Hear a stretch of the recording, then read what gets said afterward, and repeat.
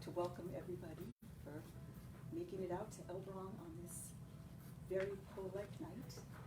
We appreciate your efforts, and we're glad that late fees don't scare you, neither does scary poetry. Easiest way to tell you how to find our other programs and services and presentations is to go to our website. And if you have a Long Branch library card, you can do a lot more than take out books with it. We've got a lot of online services that we've added in the past year. So while COVID has been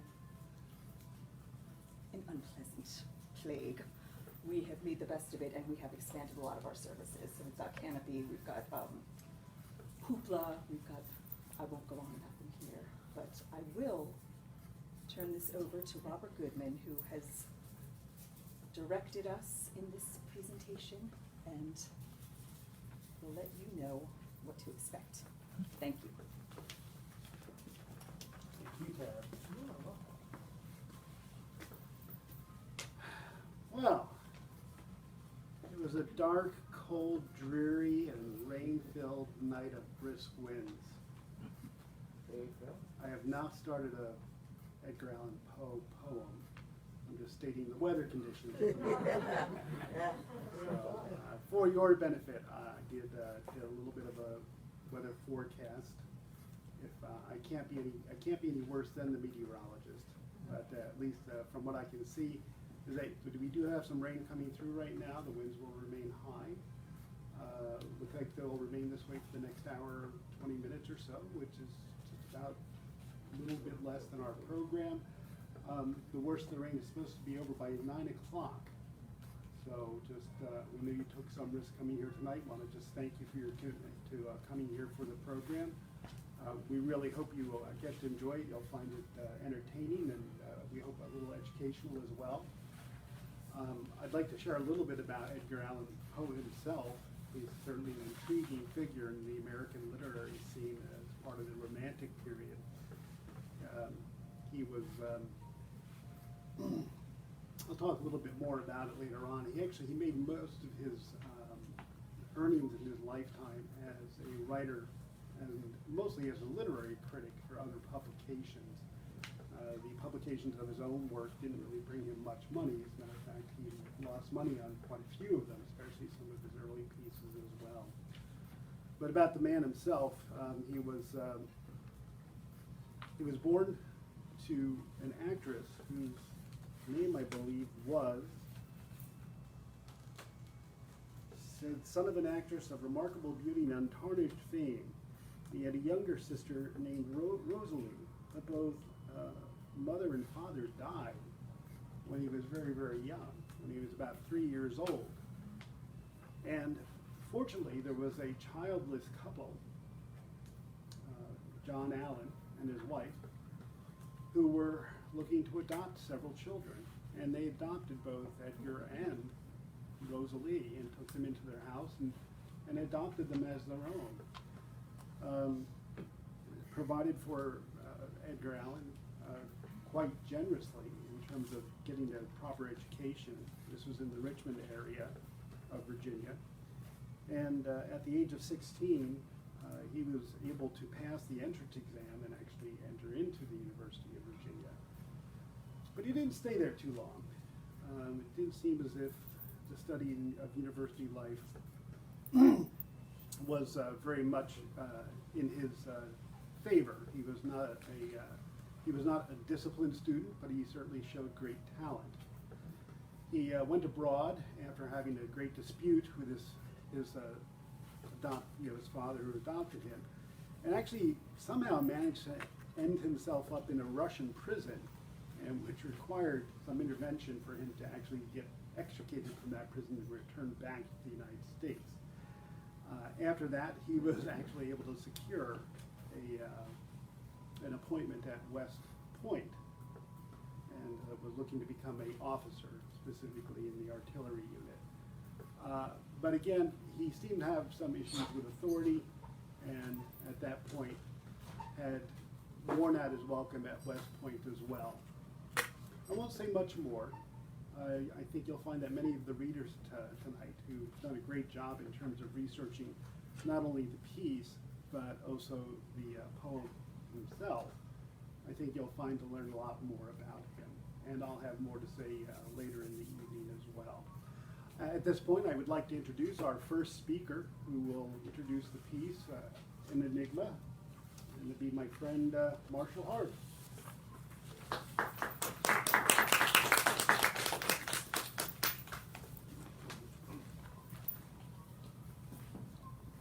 Thanks for coming out in this poetic, Poe-ish evening. I'm going to read a poem called An Enigma, and I just want to explain a little bit about the poem. It's a riddle poem, and its original title was Sonnet, and it's written in a sonnet form. It's in a Petrarchian form, which has 14 lines, but it's not in the same format as Shakespeare's sonnets, and it's certainly not a love sonnet. He changed the title. The title was changed to An Enigma, not by Poe, but by Rufus William Griswold, who did some editing of Poe's poetry. And the new title shows us that the lines conceal an anagram, and I'll explain that in a minute. And it's an anagram for the name of Sarah Anna Lewis. Sarah Anna Lewis was a amateur poet who met Poe shortly after the death of his wife, Virginia. And this was around in the late 1840s when he lived in New York State. And Lewis's husband paid Poe, and Robert was saying how he makes money. Lewis's husband paid Poe $100, which was a lot of money at that point in time, to write a review of Sarah's work. The review appeared in September of 1848 in an issue of the Southern Literary Messenger. The volunteer nurse who took care of Poe's wife, Virginia, said later that Poe called this poet Lewis, quote, a fat, gaudily dressed woman. And you'll see some allusions in the poem to the manner in which a woman dresses, and I think he's talking about this person, especially since her name is hidden in the poem. Poe's biographer, Arthur Hobson Quinn, called Enigma, this poem I'm going to read, one of Poe's feeblest poems. The hidden name in the poem is that of Sarah Anna Lewis, and it is spelled with one letter on each line. The first letter of the first line is A. The second letter of the second line, the first letter of the first line is S. The second letter of the second line is A. The third letter of the third line is R. The fourth letter of the fourth line is A. So that spells Sarah. There's also going to be a term in there, Tuckermanides, which refers to Henry Theodore Tuckerman, who wrote light sonnets as well. And in an earlier version of the poem, Tuckermanides was put in there, and there's no definitive proof, but it was changed by Poe, perhaps because Poe considered Tuckerman to be the king of the quietists, so he didn't like him. So what you got to listen to in the poem is that this is sort of, it's an enigma, and he's kind of being a little bit sarcastic, I think. An enigma. Seldom we find, says Solomon Don Duns, half an idea in the profoundest sonnet. Through all the flimsy things we see at once, as easily as through a Naples bonnet. Trash of all trash, how can a lady don it? Yet heavier far than your Petrarchan stuff, owl, Donny, nonsense, that the faintest puff twirls into trunk paper the while you con it. And veritably, Sol is right enough, The general tuck or manatees are arrant bubbles, ephemeral and so transparent. But this is now, you may depend upon it, stable, opaque, immortal, all by dint of the dear names that lie concealed in it.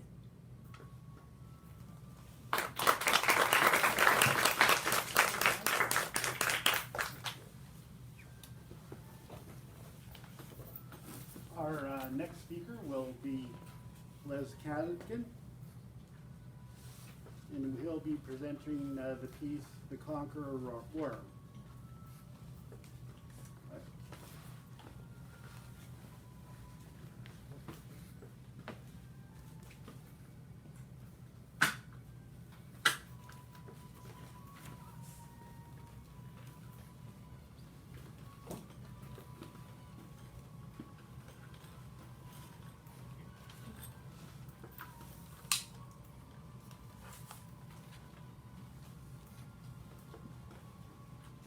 Good evening. I'm going to read a poem called The Conqueror Worm, and if you know anything about Poe, you know he was a dark, brooding, melancholy, any one of a dozen other adjectives, all in the dark side of humanity. And this poem is typical of his attitudes. Lo, 'tis a gallant night within the lonesome latter years, an angel throng, bewinged, bedight, in veils and drowned in tears, sit in a theatre to see a play of hopes and fears, while the orchestra breathes fitfully the music of the spheres.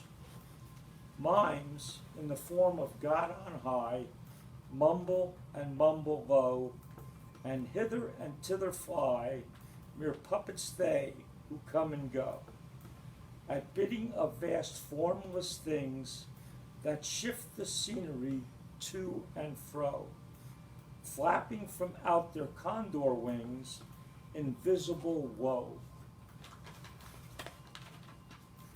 That motley drama, oh be sure, it shall not be forgot, with its phantom chased forevermore by a crowd that sees it not, through a circle that ever returneth into the self-same spot, and much of madness and more of sin, the horror, the soul of the plot. But see, amid the mimic rout, a crawling shape intrude, a blood-red thing that writhes from our scenic solitude. It writhes, with mortal pangs, the mimes become its food, and seraphs sob at vermin fangs, in human gore imbued. Out are the lights, out all, and ever each quivering form, the curtain, a funeral pall, comes down with the rush of a storm, while the angels, all pallid and wan, uprising, unveiling, affirm that the play is the tragedy man, and its hero, the conqueror worm.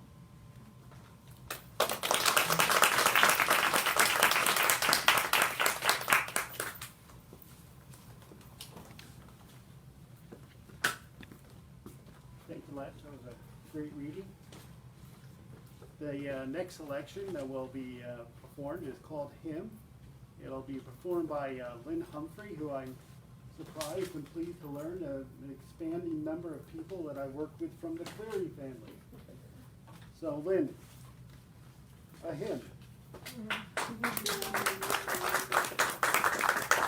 Good evening, everyone. Now, this was written in 1845, and the original title was Catholic Hymn.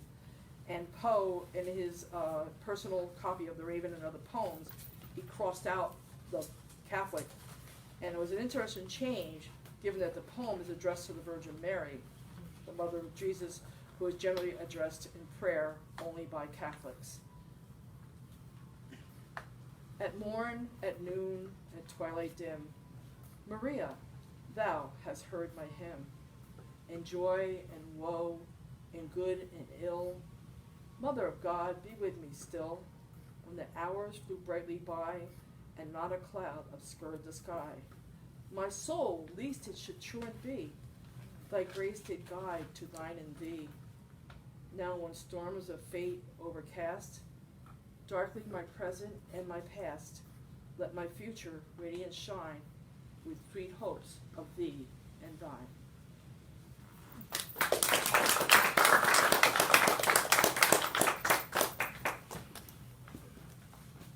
That was beautifully spoken, as if it was a prayer itself.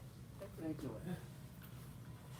Lynn. Reading the next piece is actually something I've known for several years, but just by some of that strange serendipity, modernity in social media, we didn't meet until about, 5-10 days ago? Yeah, in person.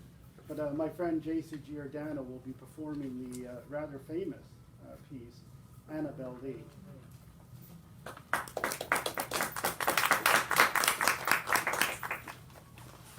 That was lovely, Margaret. Thank you. Good evening, everyone. The poem that I'm reading tonight, Annabel Lee, was published in the New York Daily Tribune in October of 1849. Poe died 2 days after it was published, and it became part of his obituary. The poem argues that love is the strongest force on earth. So here we are, Annabel Lee. It was many and many a year ago, in a kingdom by the sea, that a maiden lived whom you may know by the name of Annabel Lee. And this maiden, she lived with no other thought than to love and be loved by me. I was a child, and she was a child, in this kingdom by the sea. But we loved with a love that was more than love, I and my Annabel Lee. With a love that the winged seraphs of heaven coveted her and me. And this was the reason that, long ago, in this kingdom by the sea, a wind blew out of a cloud, chilling my beautiful Annabel Lee, so that her high-born kingsman came and bore her away from me, to shut her up in a sepulchre in this kingdom by the sea. The angels, not half so happy in heaven, went envying her and me. Yes, that was the reason, as all men know, in this kingdom by the sea, that the wind came out of the cloud by night, chilling and killing my Annabel Lee. But our love, it was stronger by far than the love of those who were older than we, of many far wiser than we. And neither the angels in heaven above nor the demons down under the sea can ever dissever my soul from the soul of the beautiful Annabel Lee. For the moon never beams without bringing me dreams of the beautiful Annabel Lee, and the stars never rise, but I feel the bright eyes of the beautiful Annabel Lee. And so, all the night tide, I lie down by the side of my darling, my life and my bride, in her sepulchre there by the sea, in her tomb by the sounding sea. Thank you.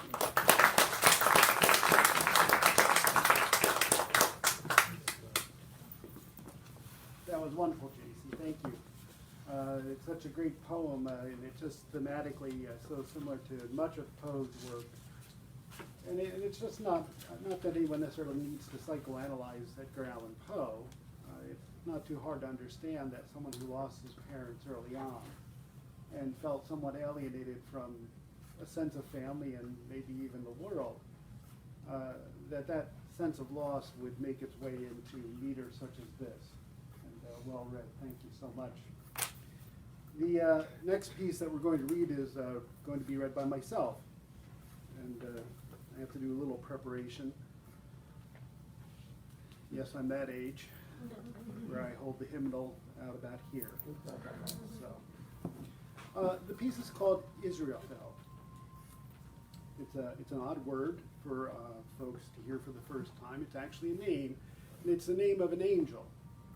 In Islamic theology, there are 4 archangels. They have their equivalents in Christian and Hebrew faiths as well.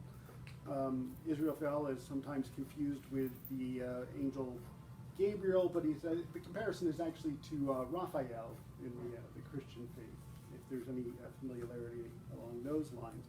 I could probably spend the next 40 minutes just because I'm fascinated by the subject about Islamic angel angelology, so to speak, but that's not the point of the piece. As I'd mentioned before, Edgar Allan Poe made his living primarily as a literary critic. Not everyone loves a critic, especially a literary one. And, you know, he learned early on in this business that controversy sells, so he created controversy to the very best of his ability. And he targeted, you know, as much as he was a part of the romantic literary movement of the, you know, of that time of the 19th century, he represented something quite different in it as well. So he kind of targeted the transcendentalists such as Henry David Thoreau and Ralph Waldo Emerson out of England, and often made quite mincemeat in terms of his observations of their work. And they realized, you know, they weren't happy about what he had to say about them, but nonetheless, they didn't really give him too much hard time back. Back to the piece itself.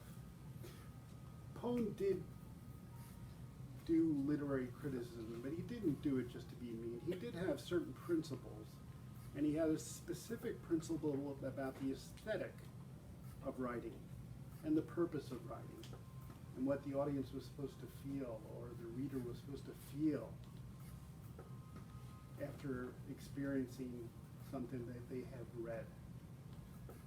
He found in Israfel a figure that could appeal to that sense of aestheticism, and some of that will come across in the piece, I hope.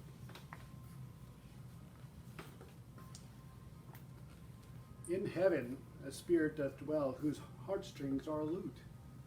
None sing so wildly well as the angel Israfel, and the giddy stars, so legends tell, ceasing their hymns, attend the spell of his voice, all mute. Tottering above to her highest noon, the enamored moon blushes with love, while to listen the red levin, with the rapid plays even, which were 7, pauses in heaven. And they say, the starry choir, and the other listening things, that Israfeli's fire was owing to that lyre, by which he sits and sings, the trembling live wire of those unusual strings. But the skies that the angels trod, where deep thoughts are a duty, where love's a grown-up God, where the eerie glances are imbued with all the beauty, which we worship as a star. Therefore thou art not wrong, Israfeli, who despisest an unimpassioned song. To thee the laurels belong, best bard, because the wisest merrily live and live long. The ecstasies above with thy burning measures suit, thy grief, thy joy, thy hate, thy love, with the further of thy lute. Well, may the stars be mute. Yes, heaven is thine, but this is our world, and one of sweets and sours. Our flowers are merely flowers, and the shadow of thy perfect bliss is the sunshine of ours. But if I could dwell where Israfel hath dwelt, and he where he might not sing so wildly well a mortal melody, while a bolder note than this might swell from my lyre within the sky. Edgar Allan Poe.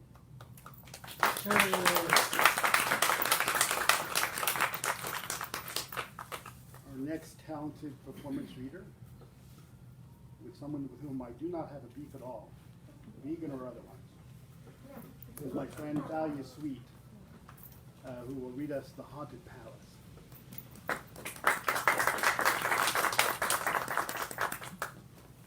Hello, everyone. Hello. I will be reading The Haunted Palace. The Haunted Palace was written in 1848. It was originally submitted to a magazine and was rejected. Poe later incorporated it into the Fall of the House of Usher, a song written by Roderick Usher.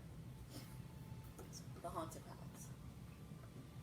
In the greenest of our valleys, by good angels tenanted, once a fair and stately palace, radiant palace, reared its head. In the monarch thought's dominion, it stood there. Never seraph spread opinion over fabric half so fair. Banners yellow, glorious golden, on its roof did float and flow. This, all this, was in the olden time long ago. And every gentle air that dallied in that sweet day, and every gentle air that dallied on that sweet day, along the ramparts plumed and pallid, a winged odor went away. Wanderers in that happy valley, through two luminous windows saw, spirits moving musically to a booth's well-tuned law. Round about a throne where sitting Porphagene, in state his glory well befitting, the ruler of the realm was seen. And all with pearl and ruby glowing was the fair palace door, through which came flowing, and sparkling evermore. A troop of echoes whose sweet duty was but to sing, in voices of surpassing beauty, the wit and wisdom of their king. But evil things, in robes of sorrow, assailed the monarch's high estate. Ah, let us mourn, for never sorrow shall dawn upon him desolate. And round about his time, this home, the glory that blushed and bloomed, is but a dim remembered story of the old time entombed. And travelers now within that valley, through the red-litten windows see vast forms that move fantastically to a discordant melody, while like a ghastly rapid river, through the pale door, a hideous throng rush out forever, and laugh, but smile no more.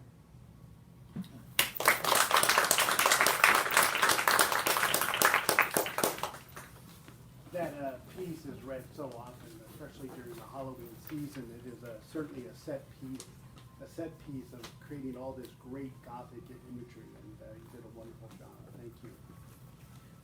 Reading the next piece is the very talented Maria Maida, who will read the piece Alone.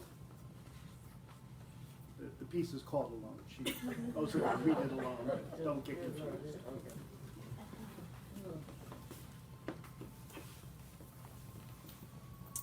The title of this piece speaks for itself.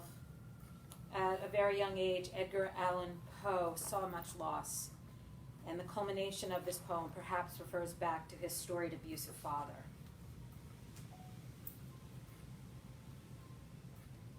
Alone. From childhood's hour, I have not been. As others were, I have not seen. As others saw, I could not bring my passions from a common spring. From the same source I have not taken, my sorrow I could not awaken, my heart to joy at the same tone, and all I loved alone. Then, in my childhood, in the dawn of a most stormy life was drawn, from every depth of good and ill, the mystery which binds me still. From the torrent or the fountain, from the red cliff of the mountain, from that sun that round me rolled in its autumn tint of gold, from the lightning in the sky as it passed me flying by, from the thunder and the storm and the cloud that took the form, when the rest of heaven was blue, of a demon in my view.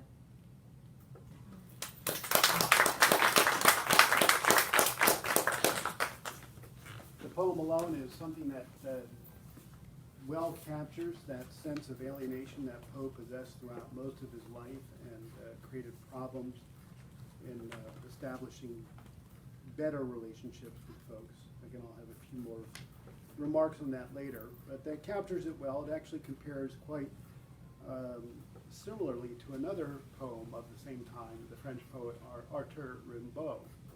And it's remarkable that Poe could keep on writing about this sense of alienation, and as Rimbaud got older, eventually just stopped writing about it altogether.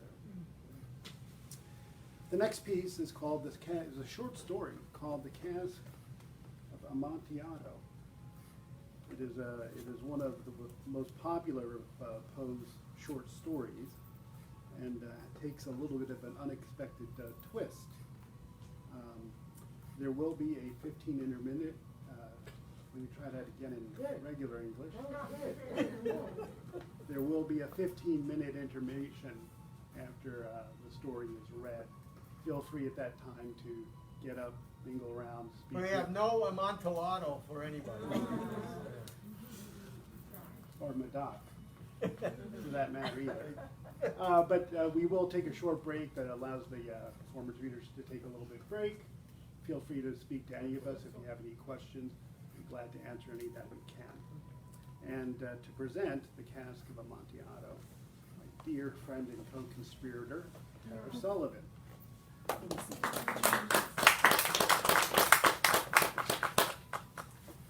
So, I just have to mention, I hold in my hand such a special piece of this library.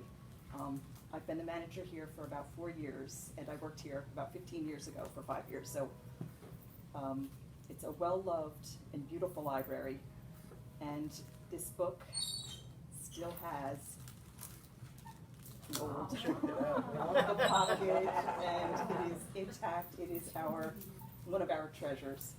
So I just wanted to mention that. And the second thing I wanted to say is actually a question. What in God's name could the insult have been? The 1,000 injuries of Fortunato I had borne as I best could, but when he ventured upon insult, I vowed revenge. You, who so well know the nature of my soul, will not suppose, however, that I gave utterance to a threat. At length I would be avenged. This was a point definitively settled, but the very definitiveness with which it was resolved precluded the idea of risk. I must not only punish, but punish with impunity. A wrong is unredressed when retribution overtakes its redresser. It is equally unredressed when the avenger fails to make himself felt as such to him who has done the wrong. It must be understood that neither by word nor deed had I given Fortunato cause to doubt my goodwill. I continued, as was my wont, to smile in his face, and he did not perceive that my smile now was at the thought of his immolation. He had a weak point, this Fortunato, although in other regards he was a man to be respected and even feared. He prided himself on his connoisseurship in wine. Few Italians have the true virtuoso spirit. For the most part, their enthusiasm is adopted to suit the time and opportunity, to practice imposture upon the British and Austrian millionaires. In painting and gemmery, Fortunato, like his countrymen, was a quack. But in the matter of old wines, he was sincere. In this respect, I did not differ from him materially. I was skillful in the Italian vintages myself, and bought largely whenever I could. It was about dusk one evening during the supreme madness of the carnival season that I encountered my friend. He accosted me with excessive warmth, for he had been drinking much. The man wore motley. He had on a tight-fitting party-striped dress, and his head was surmounted by the conical cap and bells. I was so pleased to see him that I thought I should never have done wringing his hand. I said to him, "My dear Fortunato, you are luckily met. How remarkably well you are looking today. But I have received a pipe of what passes for Amontillado, and I have my doubts." "How?" said he. Amontillado? A pipe? Impossible. And in the middle of the carnival. I have my doubts, I replied, and I was silly enough to pay the full Amontillado price without consulting you in the matter. You were not to be found, and I was fearful of losing a bargain. Amontillado. I have my doubts. Amontillado. And I must satisfy them. Amontillado. As you are engaged, I am on my way to Lucchese. If anyone has a critical turn, it is he. He will tell me, Lucchese cannot tell Amontillado from sherry. And yet, some fools will have it that his taste is a match for your own. Come, let us go. Whither? To your vaults. My friend, no. I will not impose upon your good nature. I perceive you have an engagement. Lucchese, I have no engagement. Come. My friend, no. It is not the engagement, but the severe cold with which I perceive you are afflicted. The vaults are insufferably damp. They're encrusted with nitre. Let us go, nevertheless. The cold is merely nothing. Amontillado, you have been imposed upon. And as for Lucchese, he cannot distinguish sherry from Amontillado. Thus speaking, Fortunato possessed himself of my arm. Putting on a mask of black silk and drawing a roquelaire closely about my person, I suffered him to hurry me to my palazzo. There were no attendants at home. They had absconded to make merry in honor of the time. I had told them that I should not return until the morning, and had given them explicit orders not to stir from the house. These orders were sufficient, I well knew, to ensure their immediate disappearance, one and all, as soon as my back was turned. I took from their sconces 2 flambeaux, and giving one to Fortunato, bowed him through several suites of rooms to the archway that led into the vaults. I passed down a long and winding staircase, requesting him to be cautious as he followed. We came at length to the foot of the descent, and stood together on the damp ground of the catacombs of the Montresors. The gait of my friend was unsteady, and the bells upon his cap jingled as he strode. The pipe? Said he. It is farther on, said I, but observe the white webwork which gleams from these cavern walls. He turned toward me, and looked into my eyes with 2 filmy orbs that distilled the rheum of intoxication. Nitre? He asked at length. Nitre, I replied. How long have you had that cough? My poor friend found it impossible to reply for many minutes. It is nothing, he said at last. Come, I said with decision, we will go back. Your health is precious. You are rich, respected, admired, beloved. You are happy, as once I was. You are a man to be missed. For me, it is no matter. We will go back. You will be ill, and I cannot be responsible. Besides, there's Lucchese. Enough, he said. The cough is a mere nothing. It will not kill me. I shall not die of a cough. True, I replied. And indeed, I had no intention of alarming you unnecessarily. But you should use all proper caution. A draught of this Medoc will defend us from the damps. Here I knocked off the neck a bottle, which I drew from a long row of its fellows that lay upon the mold. Drink, I said, presenting him the wine. He raised it to his lips with a leer. He paused and nodded to me familiarly while his bells jingled. I drink, he said, to the buried that repose around us, and I to your long life. He again took my arm, and we proceeded. These vaults, he said, are extensive. The Montresors, I replied, were a great and numerous family. I forget your arms. A huge human foot d'or in a field azure, The foot crushes a serpent rampant whose fangs are embedded in the heel. And the motto? Nemo mi impune lacessit. Good, he said. The wine sparkled in his eyes, and the bells jingled. My own fancy grew warm with the Medoc. We had passed through walls of piled bones, with casks and puncheons intermingling, into the inmost recesses of the catacombs. I paused again, and this time I made bold to seize Fortunato by an arm above the elbow. The nitre, I said, see, it increases. It hangs like moss upon the ralts. We are below the river's bed.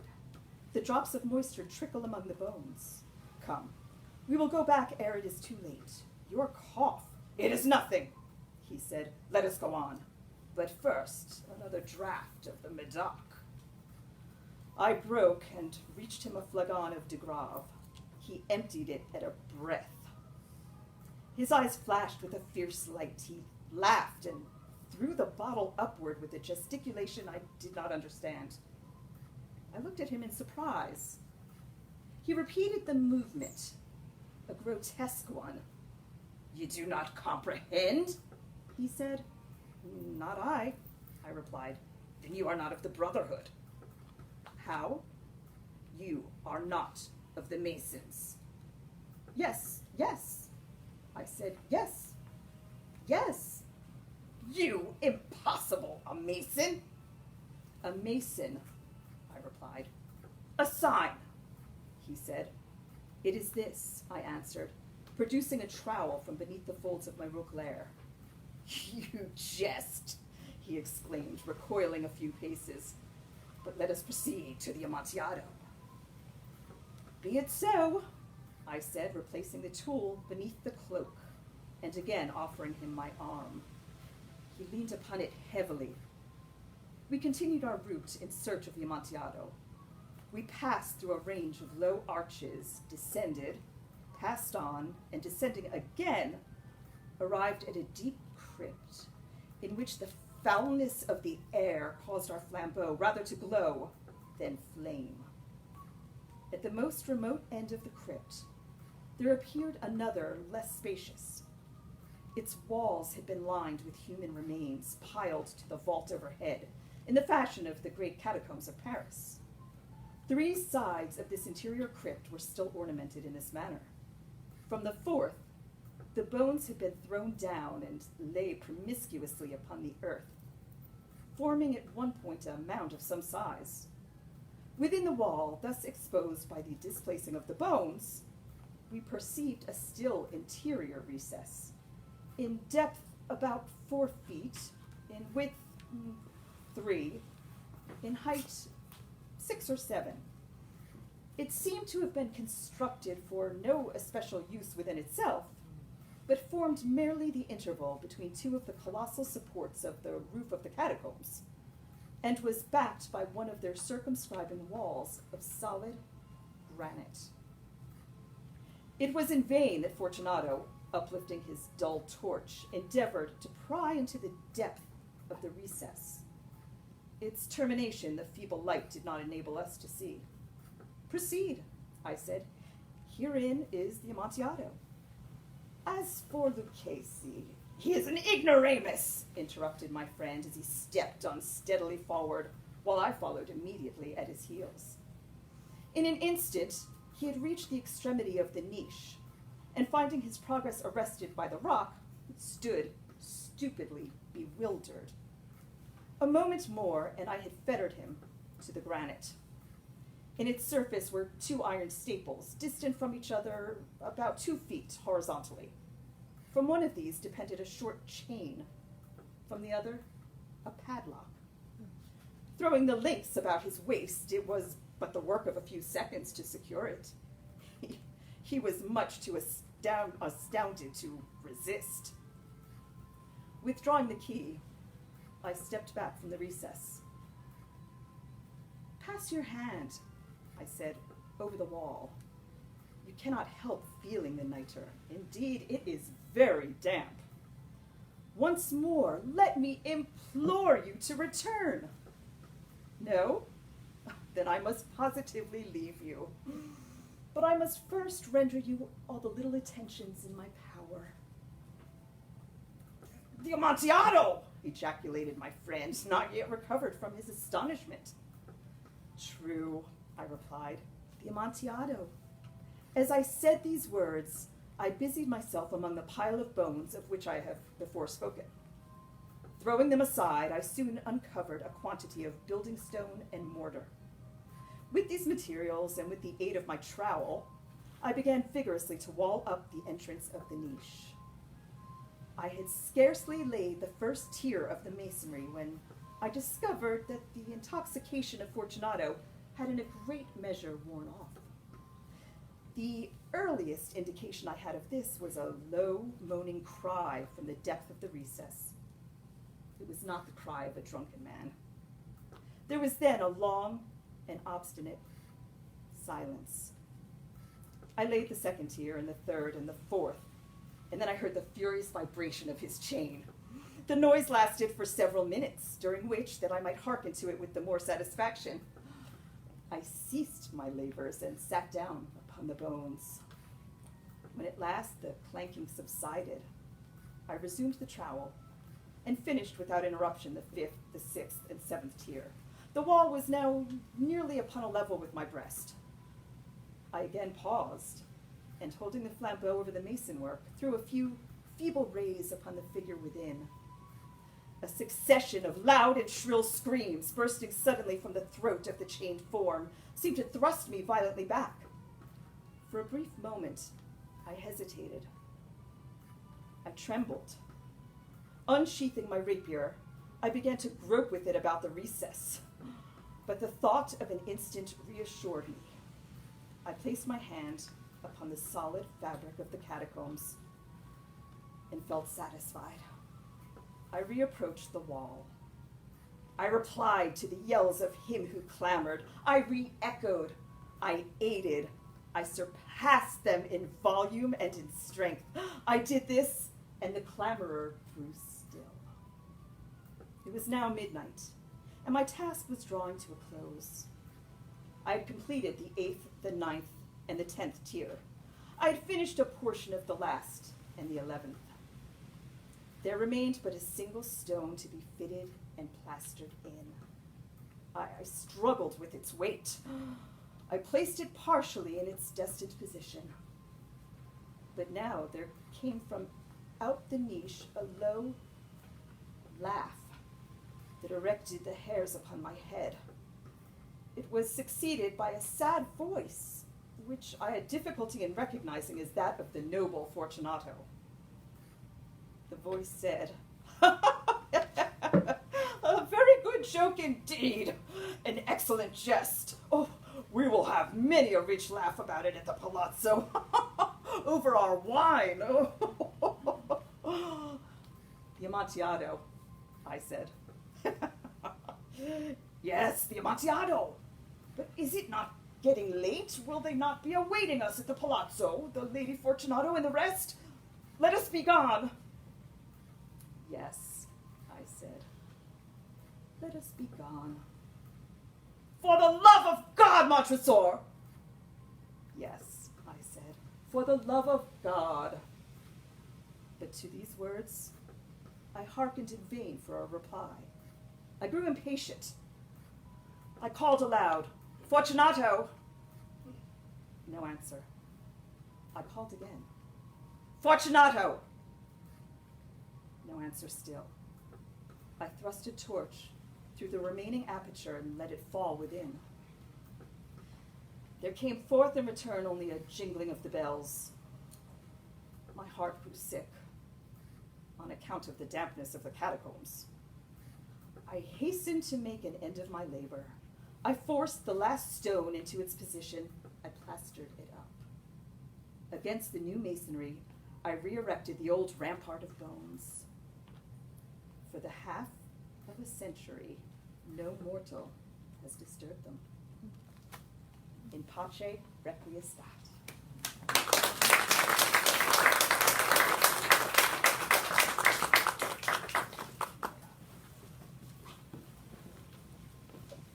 In literature, the theme of vengeance is an age-old one. It goes back as far as some of the classics, such as the Iliad and the Odyssey. It's even explored in some of Shakespeare's play, happily so in The Tempest, in the way it turns out. But first off, a masterful recitation of a great story about vengeance. And Tara's question was quite poignant. What was the insult? How bad could it have been? It's an interesting thing to ponder when we read. But again, great job. We are at the halfway point. We are allowing for a 15-minute break to use the facilities as you may need them. Feel free to speak to the performance readers, or if you have any questions, or would just like to take a look around the library. But we will resume. Let me see. The time is now 7:49. Why don't we say we get back to our seats by 8 o'clock? Thank you. Appreciate all of you who've come out this evening.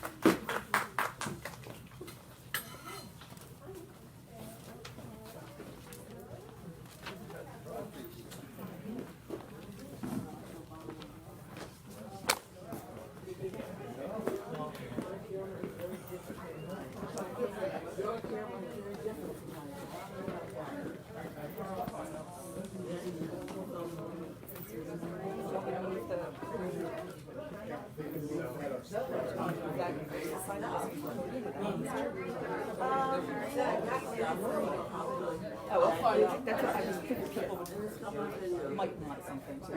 No, I mean, Oh, I need something to put the sign on.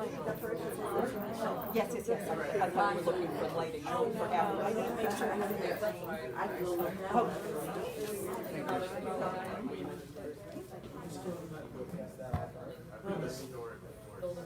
It was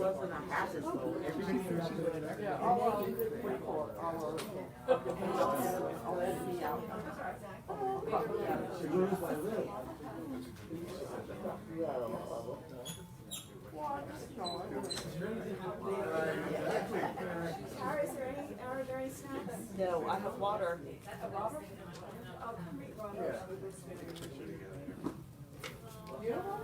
I love your voice, JC. This is my friend. Actually, This is Robert. I actually recognized you from picture.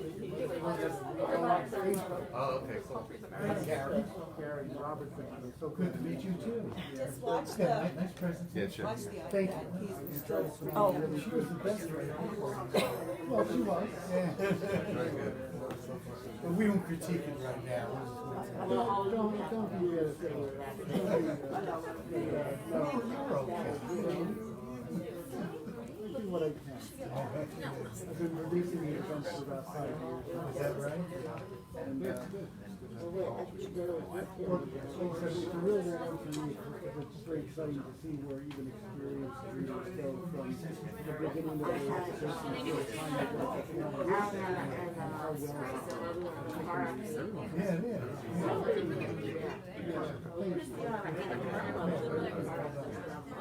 But I agree. Yes. No doubt about that. I had it published.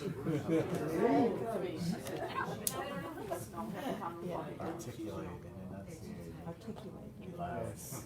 Project louder than you think. Yeah, she just goes and does her 30 days and then she's back again. You must be tired. Hard for me to project. It is. Having been through some of them in my years. Well, All right, but It's all right. Yeah, you gotta breathe. Now you can breathe. Well, having the mask does not help, I think. On the 4 beats, the extra half beat. Yeah, We're all getting a picture. Thank you. Yeah. Really glad to meet the both of you. Good, thank you. Thank you. I got to meet you too. Oh, you do? So we'll stop.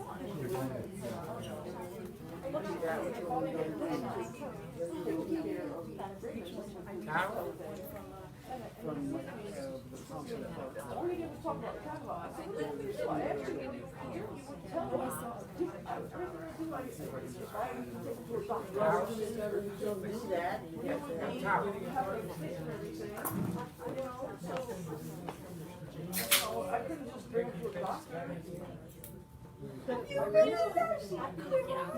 This is my sister Gabrielle. This is Jason Jr. You don't retire?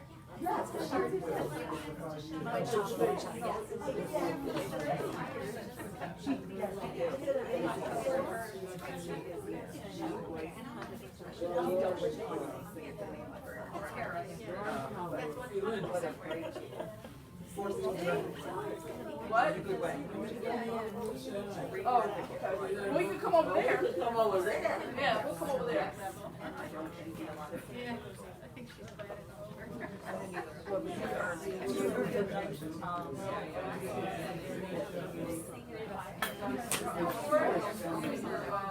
You ever sung it? Right. But I think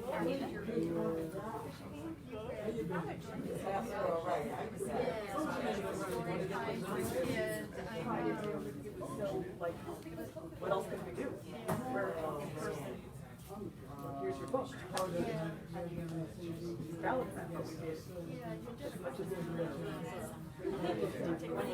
the other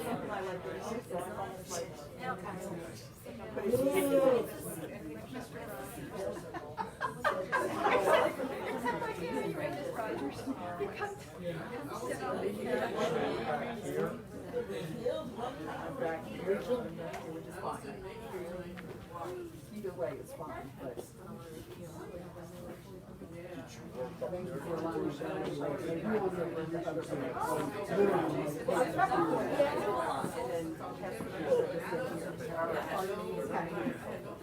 I'm so sorry to interrupt. These are just people I want to meet.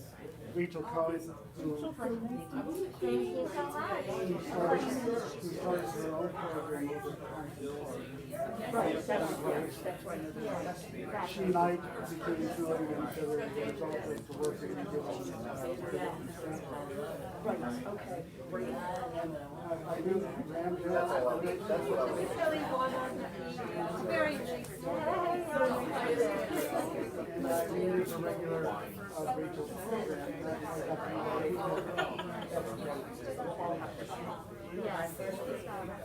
Oh, that's, yeah. 11, yeah.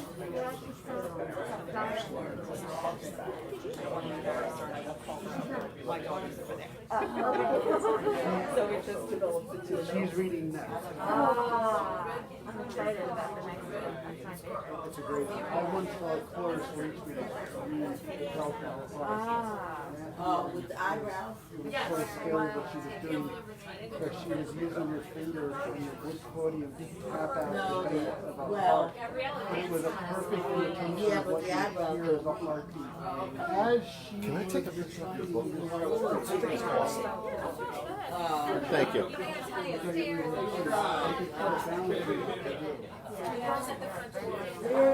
But I just want to my quote keeps me here. Extra. Yeah. Well done. And you're actually It gets worse.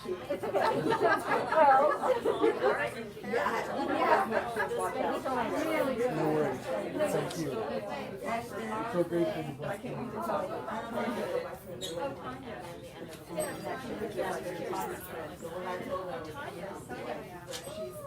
Oh, okay. I remember her.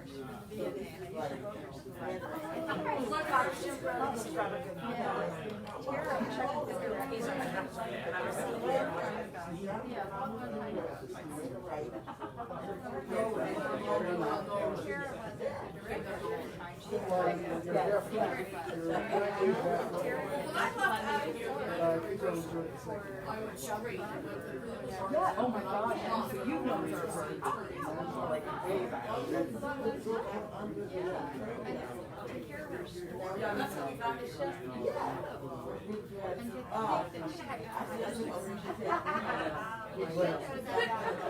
Shit's on. I would love that. Yeah, she was She reaches out. She's a very good mentor for me. It's really This is my sister Gabriella. Gabriella? I shared the flyer about kids that come downstairs. My sister really has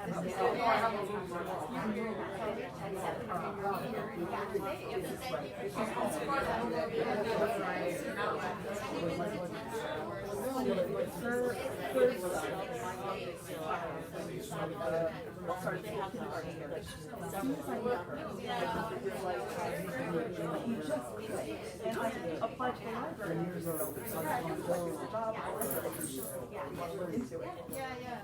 You know, and the cultural center is just down the line. Started out dealing with them at home, was going out and becoming kind of a mom to many men. No doubt. Adults,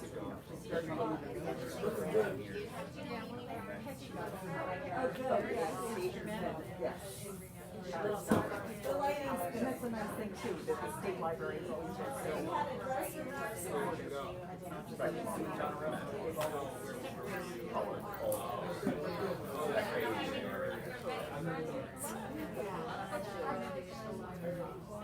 and it had to in some ways draw everybody. Yeah, it's just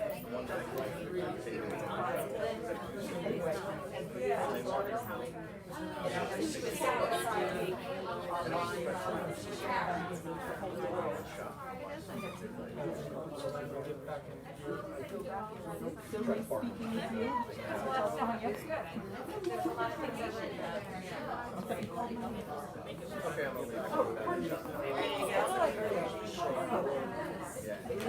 Performance units, please take your spaces.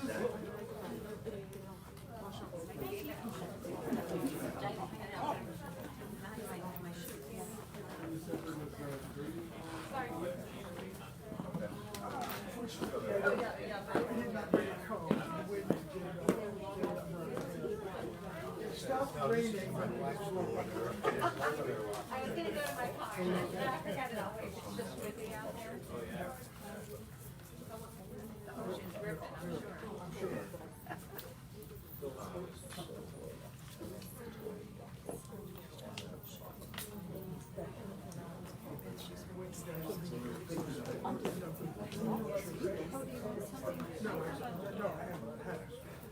Most of the say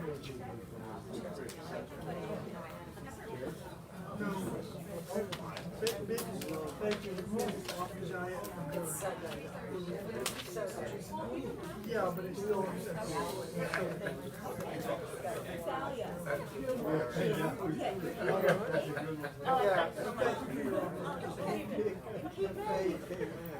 We were just down there, we would go this time.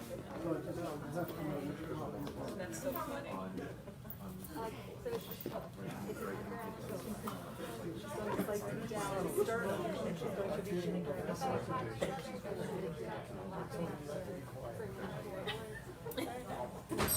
I wasn't.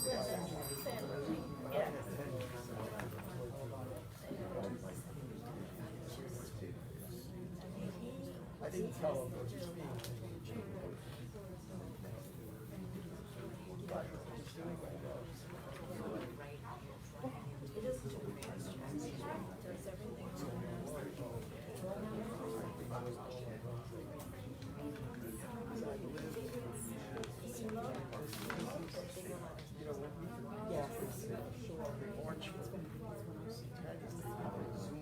Right.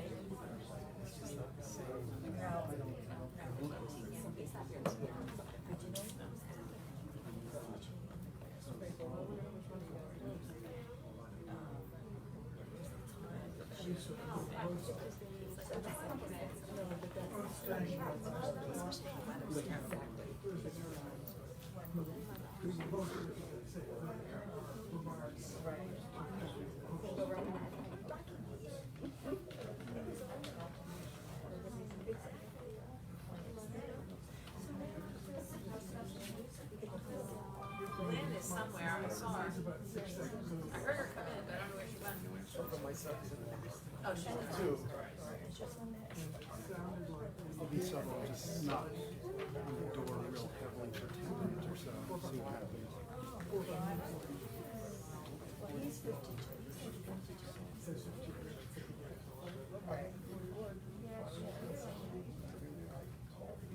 My daughter's been married for a long time. And then my wife's the same.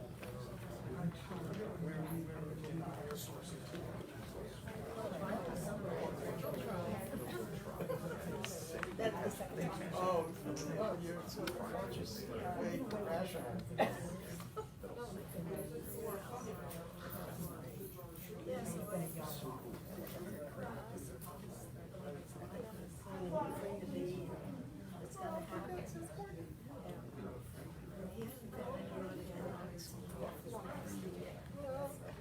It's all about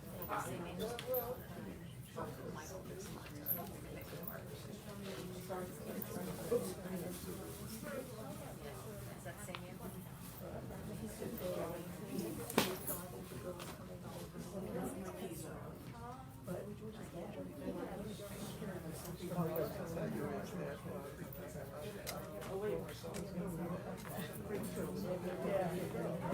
That's my sister.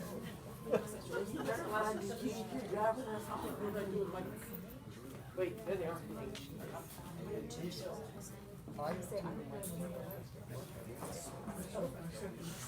What, your keys?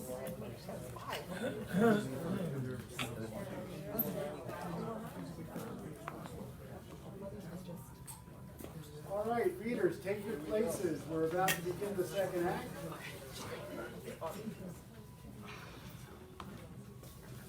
It is certainly my hope that you've enjoyed the first act. If you like that, boy, you're going to like the second act pretty well. We are going to start the second act with another Poe story, specifically the Telltale Heart. It's probably one of his most well-known pieces. What's quite remarkable about it is that it was really the kind of the start, or at least the popularity of the detective genre. You know, how the whodunit type of thing, and it was really kind of the start of his writing those type of stories that made it quite popular to publish and acceptable to publish such things, because they really did cross certain thresholds. I hope I haven't taken away from any of your notes on this. Forgive me, I'm just blathering on. Please continue. All right.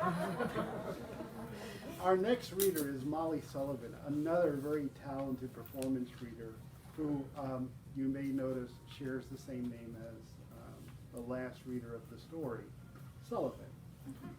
They are indeed mother and daughter. And It's a they serial. It's a serial. Come back in 50 years and you'll you know, someone else by the name of Sullivan will still be reading. Anyway, but nonetheless, again, another very talented storyteller, and we know you'll truly enjoy the piece. Molly Sullivan.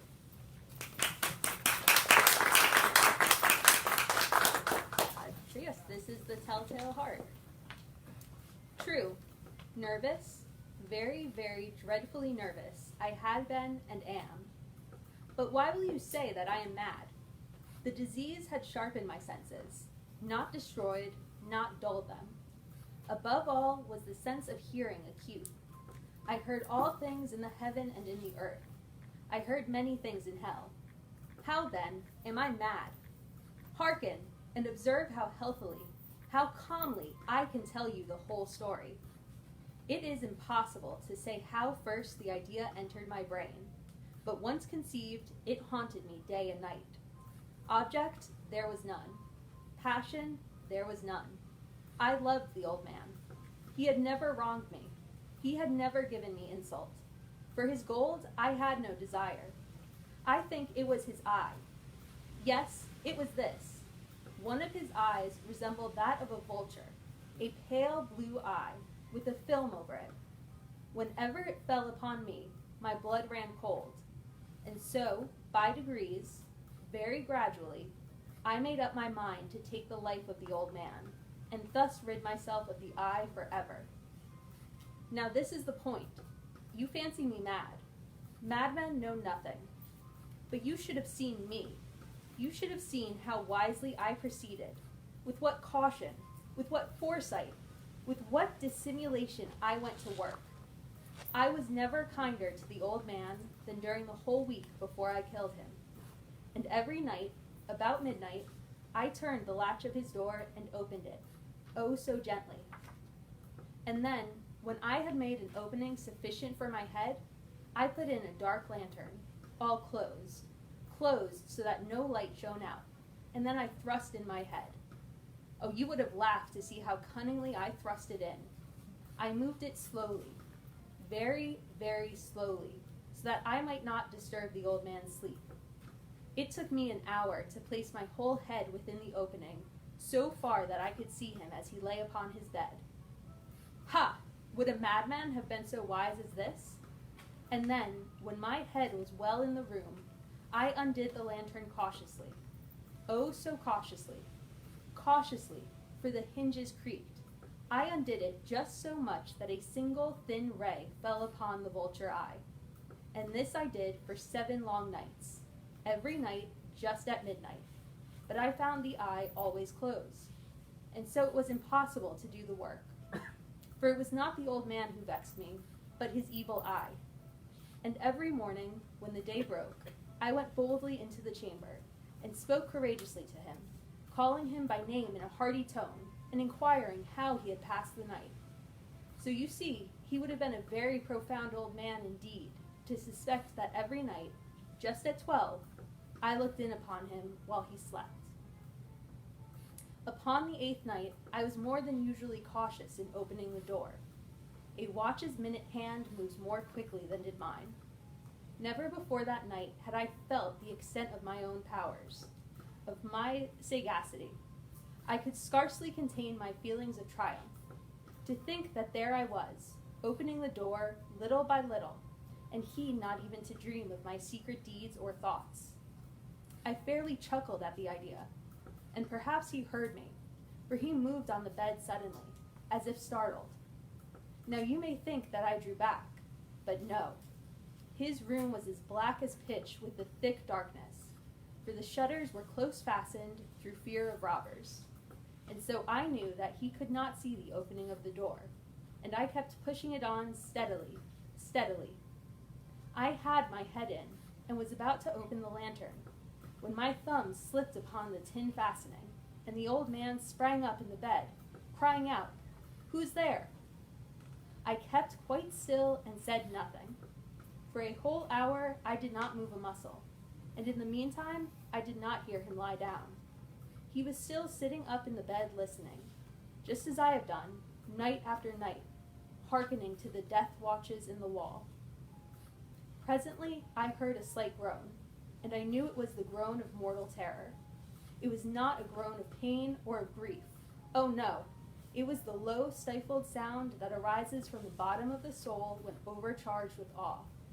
I knew the sound well. Many a night, just at midnight, when all the world slept, it has welled up from my own bosom, deepening with its dreadful echo the terrors that distracted me. I say I knew it well. I knew what the old man felt and pitied him, although I chuckled at heart. I knew that he had been lying awake ever since the first slight noise, when he had turned in the bed. His fears had been ever since growing upon him. He had been trying to fancy them causeless, but could not. He had been saying to himself, "It is nothing but the wind in the chimney. It is only a mouse crossing the floor, or it is merely a cricket which has made a single chirp." Yes, he had been trying to comfort himself with these suppositions, but he had found all in vain. All in vain, because death, in approaching him, had stalked with his black shadow before him and enveloped the victim. And it was the mournful influence of the unperceived shadow that caused him to feel, although he neither saw nor heard, to feel the presence of my head within the room. When I had waited a long time, very patiently, without hearing him lie down, I resolved to open a little, a very, very little crevice in the lantern. So I opened it. You cannot imagine how stealthily, until, at length, a single dim ray, like the thread of the spider, shot from out the crevice and fell upon the vulture eye. It was open, wide, wide open, and I grew furious as I gazed upon it. I saw it with perfect distinctness, all of dull blue, with a hideous veil over it that chilled the very marrow in my bones. But I could see nothing else of the old man's face or person, for I had directed the ray as if by instinct, precisely upon the damned spot. And now, have I not told you that what you mistake for madness is but over-acuteness of the senses?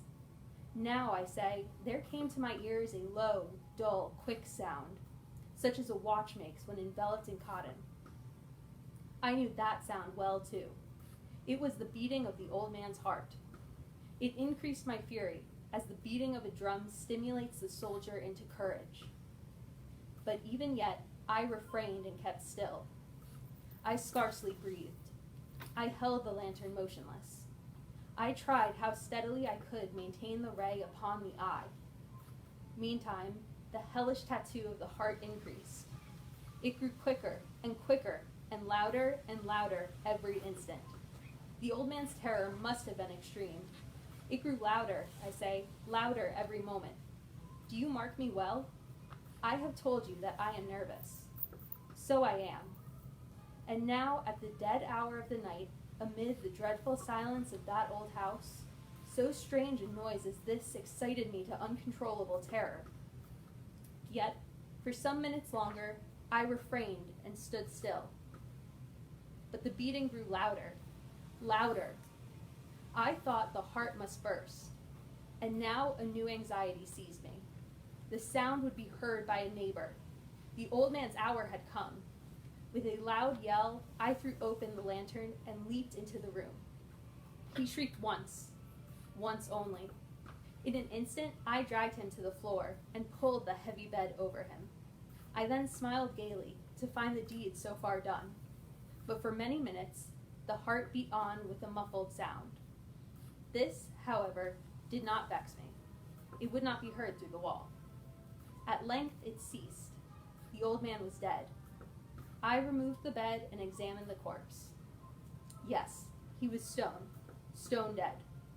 I placed my hand upon the heart and held it there many minutes. There was no pulsation. He was stone dead.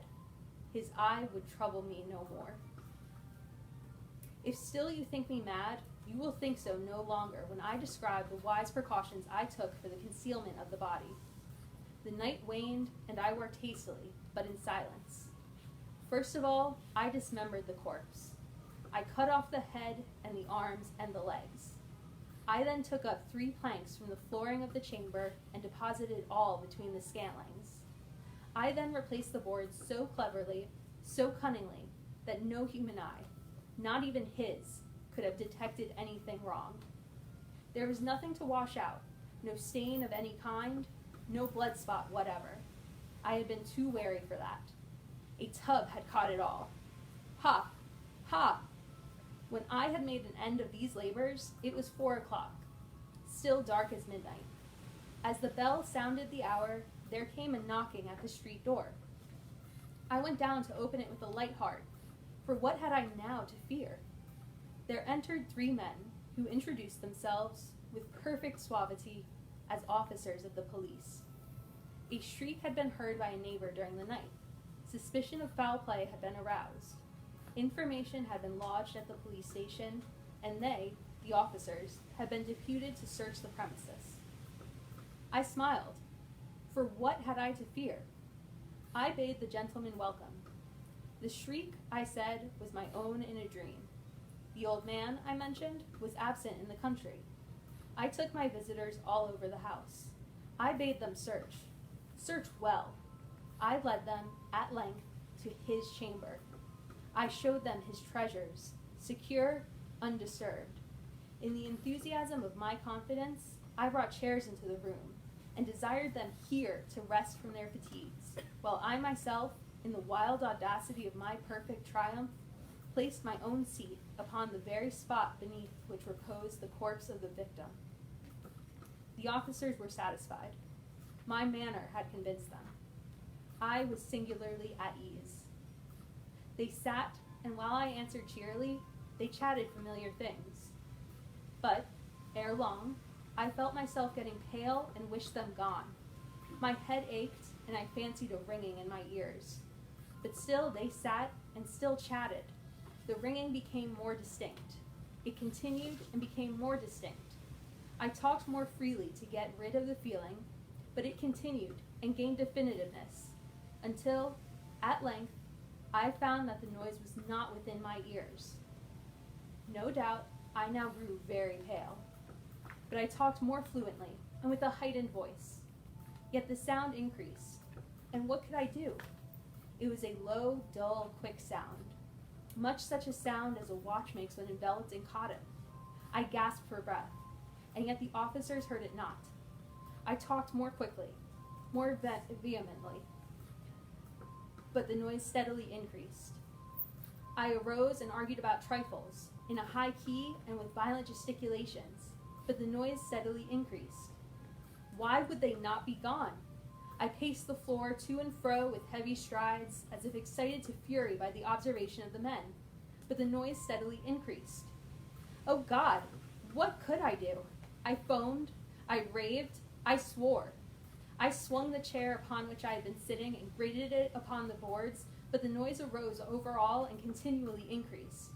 It grew louder, louder, louder, and still the men chatted pleasantly and smiled. Was it possible they heard not? Almighty God, no, no, they heard, they suspected, they knew. They were making a mockery of my horror. This I thought, and this I think. But anything was better than this agony. Anything was more tolerable than this derision. I could bear those hypocritical smiles no longer. I felt that I must scream or die. And now, again, hark, louder, louder, louder, louder. Villains, I shrieked, dissemble no more. I admit the deed. Tear up the planks. Here, here, it is the beating of his hideous heart.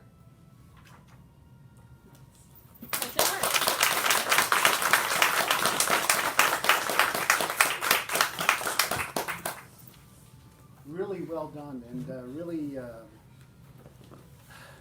of all Poe's writings, this one probably just raises the most questions in my own mind, simply because, how did you think of this one? You know? It really pushes a lot of boundaries. It did at the time, and I think even reading it today, it does so. What I loved about Molly's recitation was that she took the narrative of a delusional, paranoid sociopath, and it was so calm. We're not saying anything, but what I really loved about her recitation was the fact that, as the realization was that she could hear something that no one else could. It was that guilt that was welling up, and she captured that moment of tremulous realization so well. Was able to convey that sense of panic. So again, thank you so much. Really well done. Our next reader is a friend who is actually doing double duty tonight. Her name is Lisa Kelly. Lisa is a member of the library as the outreach and publicity manager. She's also operating the camera for tonight's live production for those of you who have been following along. Lisa is fairly new to what we call performance reading. She joined us back in the spring to work on our program of Irish poets and had really done a masterful job of analyzing and reciting a great piece of work by Irish poet Eva Boland. And I think you'll be equally pleased by what she presents tonight in Poe's Sonnet to Science.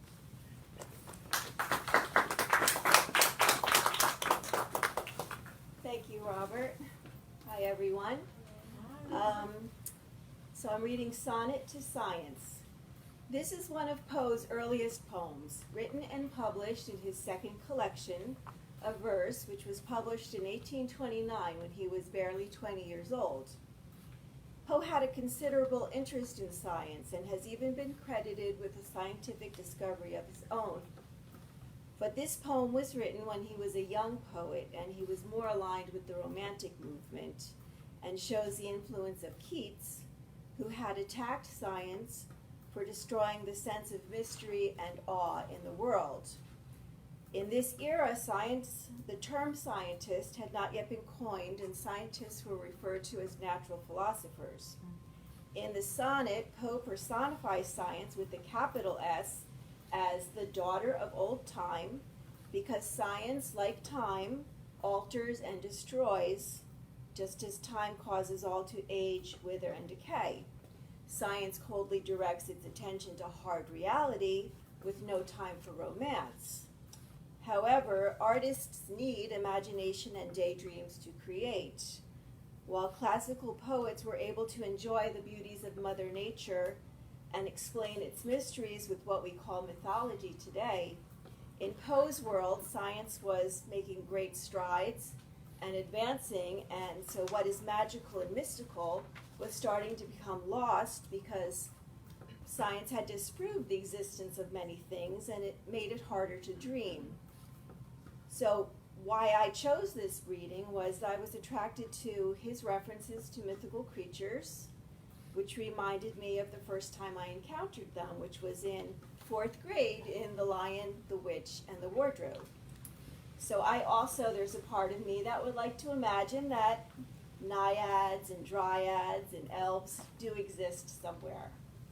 So Poe is using this beautiful form of the 14-line sonnet to contrast the ugliness of scientific realities that have removed the magic from the wonders and beauty of the natural world, against the artist and the poet's need to dream, to create. So it's kind of a rant against science, which is a vulture that cripples imagination with wings of dull realities. So there is a short counter-argument I could present that we could still appreciate the beauties of nature. A deeper understanding of how things work does not preclude feeling awe. So I would just ask you to listen to ask yourself as you listen, what kind of person are you? Are you like the scientist or the artist?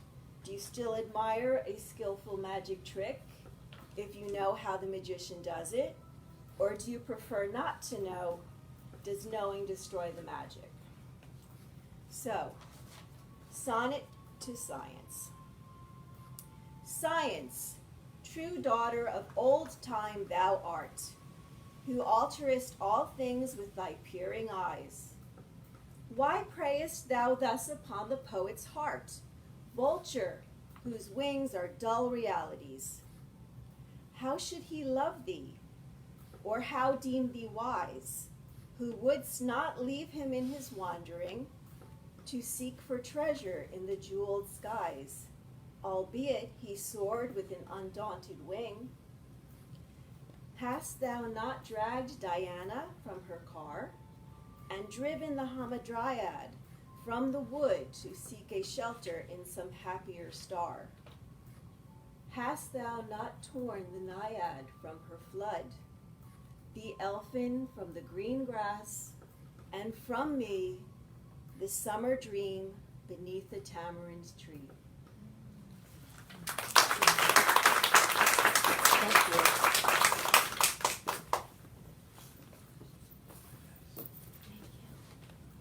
Well, again, many thanks for your technical help tonight.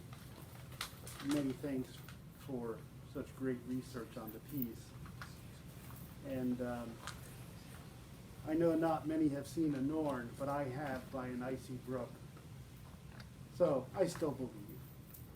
And I'd like to dream, like others, behind or beneath the tamarind tree.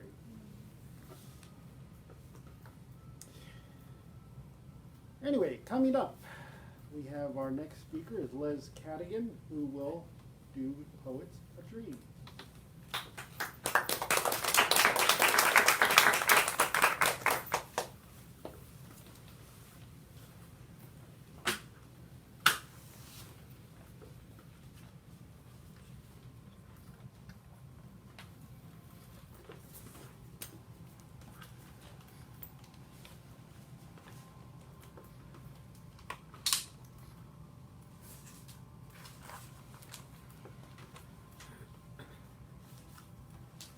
moving this chair around really extends my time up here. The poem I'm going to read, called The Dream, compares life and dreams, and it compares them fairly negatively.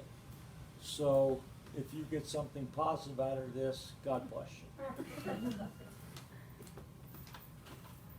In visions of the dark night, I have dreamed of joy departed, but a waking dream of life and light hath left me broken-hearted.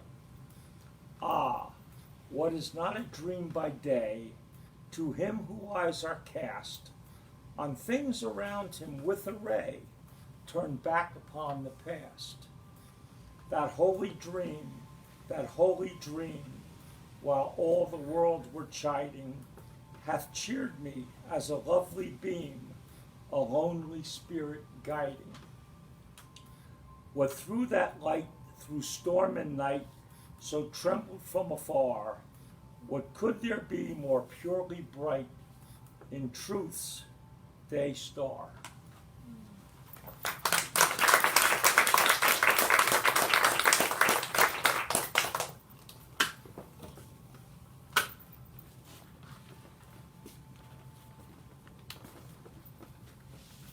In so much of Poe's work, we see such darkness and cynicism, and this piece is just so different in that it is so much more positive and introspective in a good way, and Les did a great recitation, so thank you. Coming up next is the piece Song, and will be recited by Maria Maida.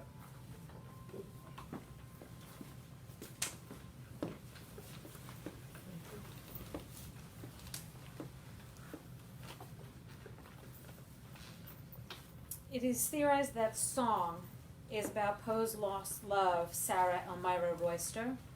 Thus, it is how he may have observed from afar on her special day with someone else.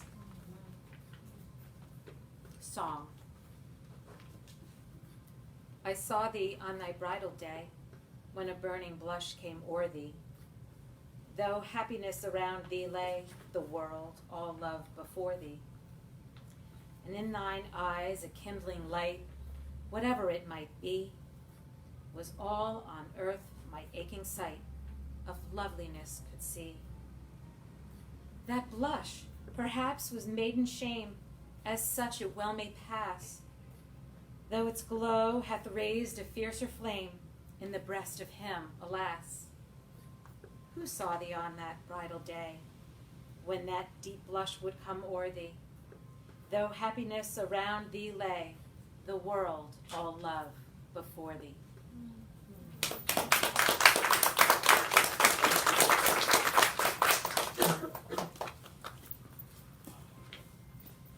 One would think that the way Poe felt in that poem, we'd arrived at Valentine's Day and you've been here a lot longer than you knew.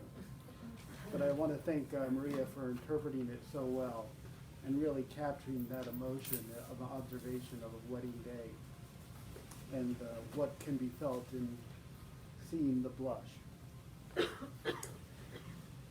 The next piece is by our adult services librarian with the Long Branch Public Library, Jen Burkett, and this piece is called To One in Paradise.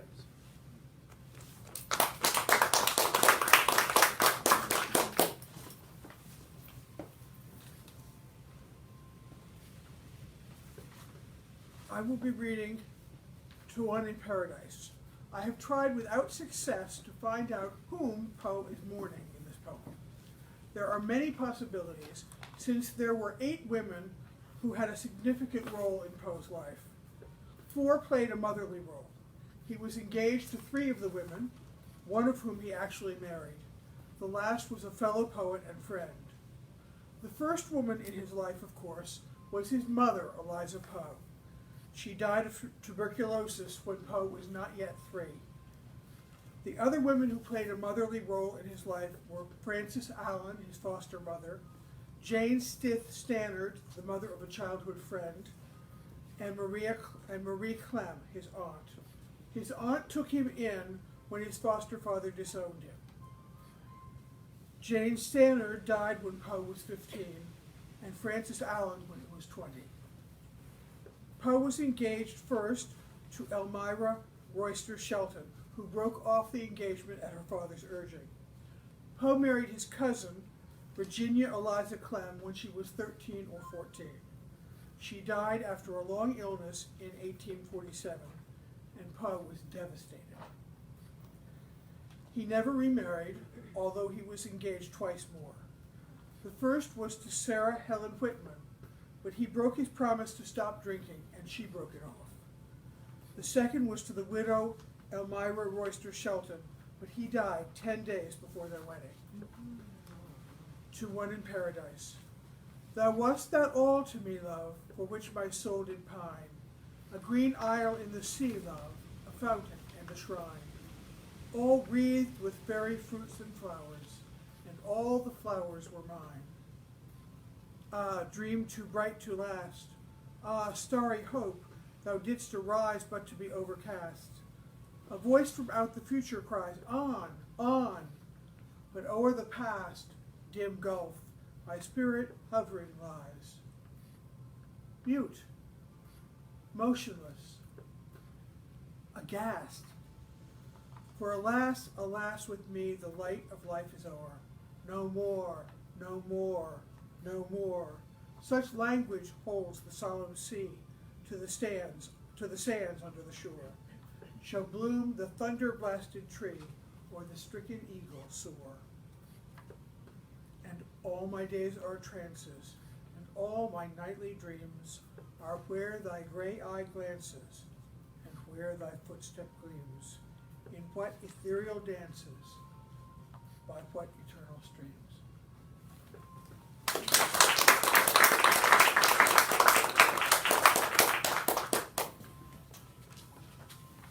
Such a beautiful recitation of a metaphysical concept and experience of loss. Continuing along those lines, we're going to have Lynn Humphrey return to speak to the piece To My Mother. Good evening again.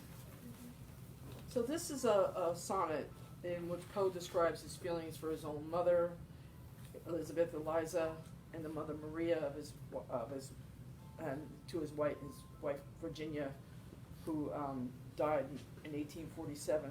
This was written 3 months in July of 1849, 3 months before Poe's death in October 1849. To my mother.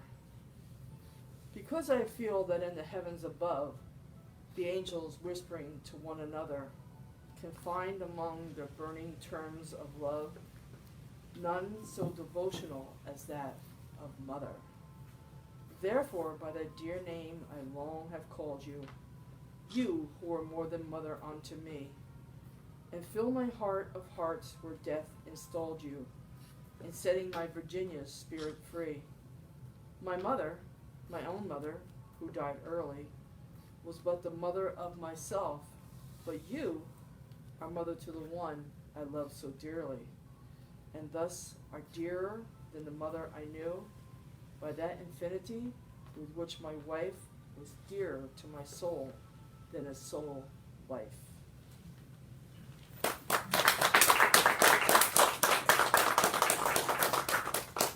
Well captured, Lynn.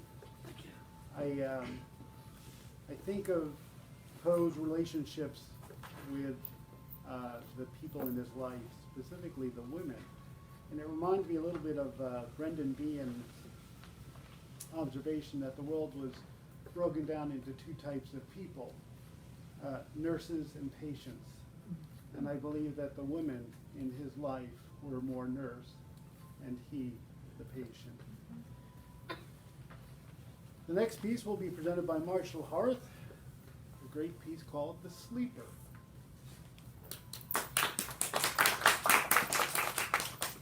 This is another one of his earliest poems. It was originally published in 1831, and it's part of the subject that he explored all his life.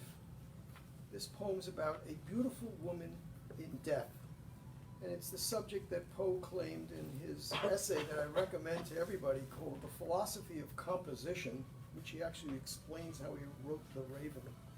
But he says that the most poetic thing to do is to look at a woman in death that one loves. The original title of the poem was Irene. He changed the title in 1841. Poe personally considered this, The Sleeper, as first in his list of his best poems in a letter that he wrote to J.P. Lowell in July of 1844. On the 5th of December in 1845, he wrote to George Evelyn, and here's a quote, "In the higher qualities of poetry, it is better than the Raven, but there is not one man in a million who could be brought to agree with me in this opinion." So he liked it. The Sleeper. At midnight, in the month of June, I stand beneath the mystic moon. An opiate vapor, dewy, dim, exhales from out her golden rim, and softly dripping drop by drop upon the quiet mountaintop steals drowsily and musically into the universal valley. The rosemary nods upon the grave. The lily lolls upon the wave, wrapping the fog about its breast. The ruin moulders into rest, looking like Lethe, see? The lake a conscious slumber seems to take, and would not for the world awake. All beauty sleeps, and lo, where lies Irene and her destinies? O lady bright, can it be right, this window open to the night, the wanton airs from the treetop laughingly through the lattice drop, the bodiless airs, a wizard rout, flit through thy chamber, in and out, and wave the curtain canopy so fitfully, so fearfully, above the closed and fringed lid, neath which thy slumbering soul lies hid, that o'er the floor and down the wall, like ghosts, the shadows rise and fall. O dear lady, hast thou no fear? Why and what art thou dreaming here? Sure thou art come o'er far off seas, a wonder to these garden trees. Strange is thy pallor, strange thy dress, strange above all thy length of tress, and this all solemn silentness. The lady sleeps. Oh, may her sleep, which is enduring, so be deep. Heaven have her in its sacred keep, this chamber changed for one more holy, this bed for one more melancholy. I pray to God that she may lie forever with unopened eye, while the pale, sheeted ghosts go by. My love, she sleeps. Oh, may her sleep, as it is lasting, so be deep. Soft may the worms about her creep. Far in the forest, dim and old, for her may some tall vault unfold, some vault that oft hath flung its black and winged panels fluttering back, triumphant o'er the crested palls of her grand family funeral. Some sepulchre remote, alone, against whose portal she hath thrown in childhood many an idle stone. Some tomb from out whose sounding door she ne'er shall force an echo more. Thrilling to think, poor child of sin, it was the dead who groaned within.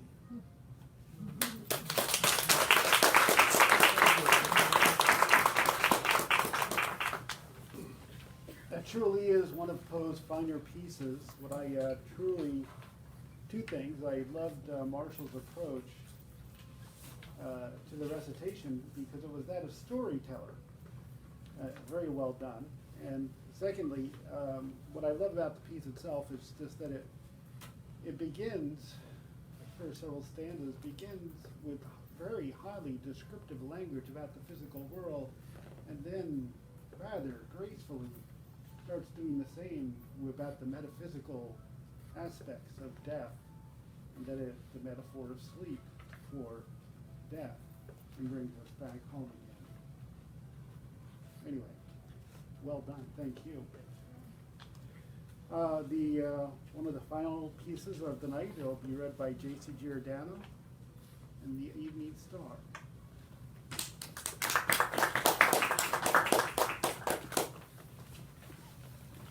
I believe it's to be one of Poe's lighter poems. I would agree. Okay. The Evening Star.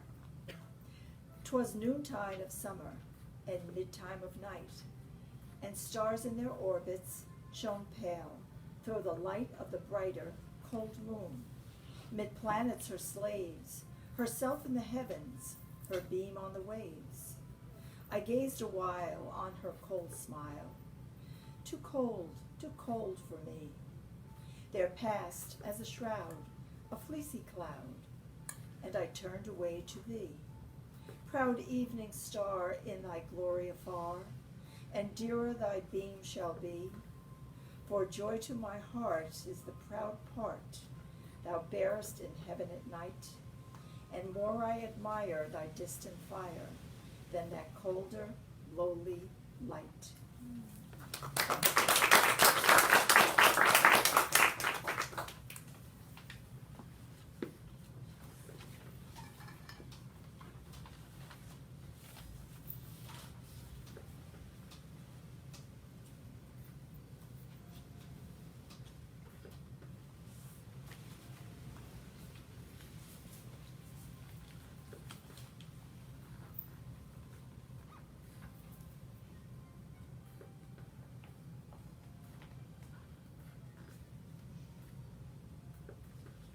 Once, upon a midnight dreary, while I pondered, weak and weary, over many a quaint and curious volume of forgotten lore, while I nodded, nearly napping, suddenly there came a tapping,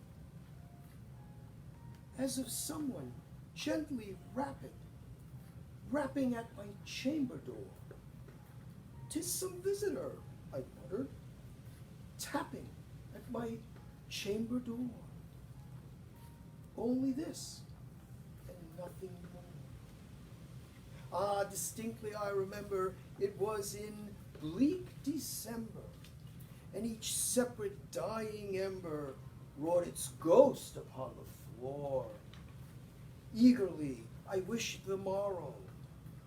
Vainly I had sought to borrow from my books surcease of sorrow. Sorrow for the lost Lenore, for the radiant maiden whom the angels named Lenore, nameless here forevermore.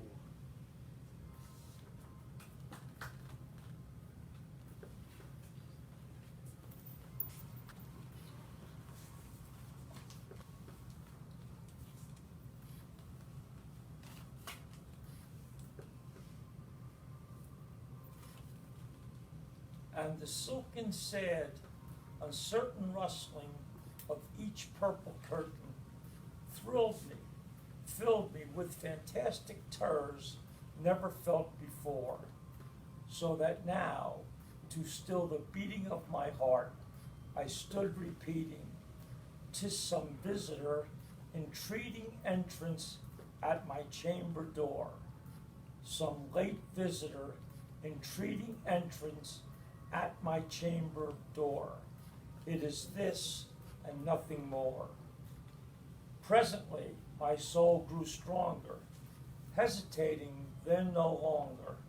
"Sir," said I, or "Madame, truly your forgiveness I implore, but the fact is I was napping, so gently you came tapping, and so faintly you came rapping, tapping at my chamber door, that I scarce was sure I heard you. Here I opened wide the door, darkness there, and nothing more."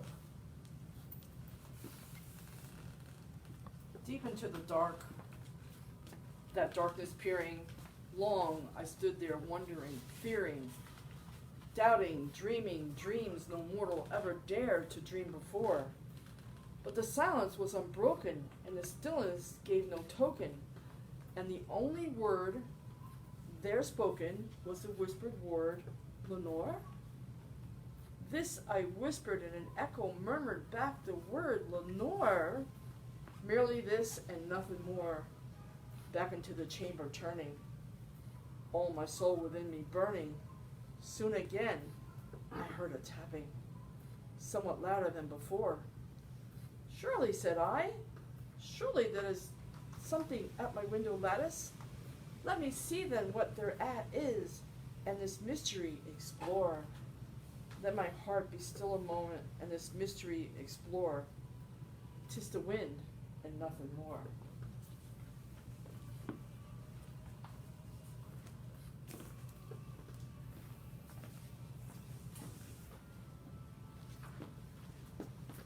Open here I flung the shutter, when, with many a flirt and flutter, in there stepped a stately raven of the saintly days of yore.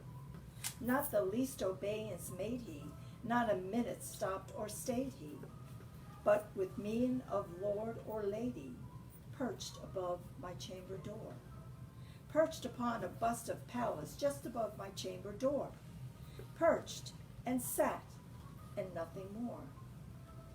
Then this ebony bird beguiling my sad fancy into smiling, by the grave and stern decorum of the countenance it wore. Though thy crest be shorn and shaven, thou, I said, art sure no craven, ghastly grim and ancient raven, wandering from the nightly shore. Tell me what thy lordly name is on the night's Plutonian shore? Quoth the raven, "Nevermore." Much I marvel this ungainly fowl to hear discourse so plainly, though its answer little meaning, little relevancy bore. For we cannot help agreeing that no living human being ever yet was blessed with seeing bird above his chamber door, bird or beast upon the sculptured bust above his chamber door, with such a name as Nevermore. But the raven sitting lonely on the placid bust spoke only that one word, as if his soul in that one word he did outpour. Nothing farther than he uttered, not a feather than he fluttered, till I scarcely more than muttered, "Other friends have flown before. On the morrow he will leave me, as my hopes have flown before." And then the bird said, "Nevermore."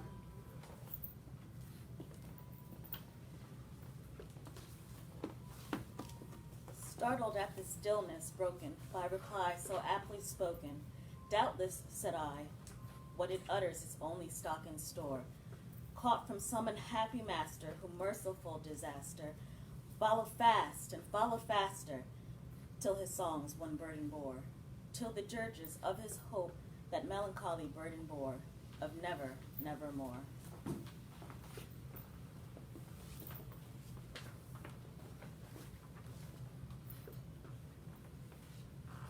But the raven still beguiling all my fancy into smiling. Straight I wheeled a cushioned seat in front of bird and bust and door. Then upon the velvet sinking, I betook myself to linking fancy unto fancy, thinking what this ominous bird of yore, what this grim, ungainly, ghastly, gaunt, and ominous bird of yore meant in croaking evermore. This I sat engaged in guessing, but no syllable expressing, to the fowl whose fiery eyes now burned into my bosom's core.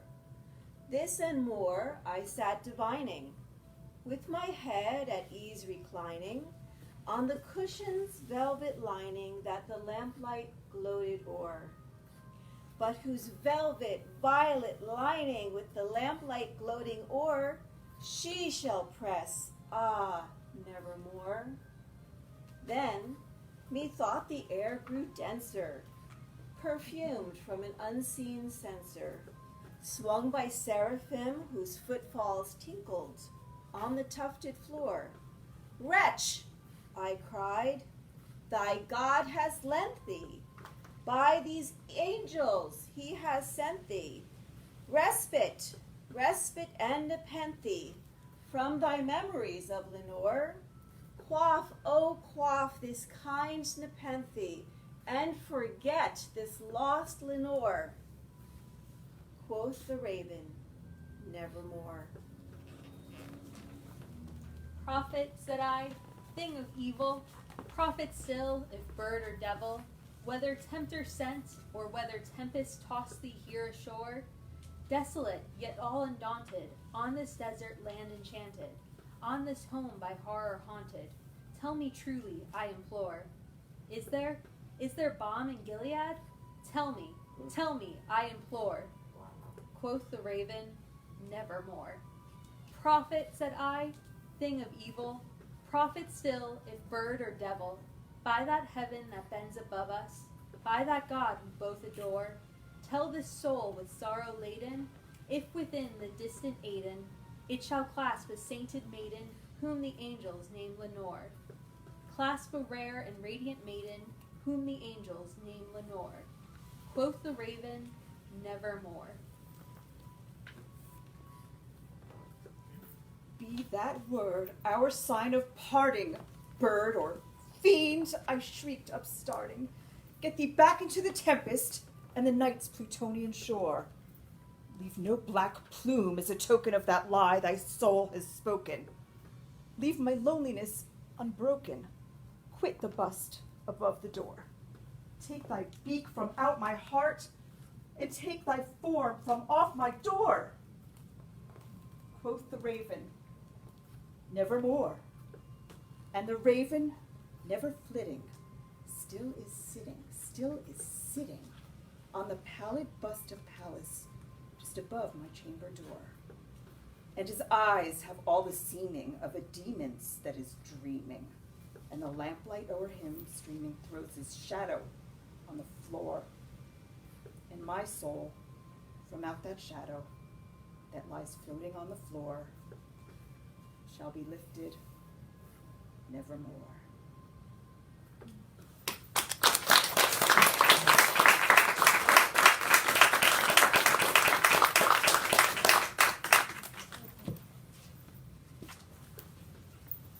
I have to give such great thanks to the ensemble, as I can only refer to them, simply because, one, I believe they've done a wonderful job this evening in commentary as well as reciting the pieces.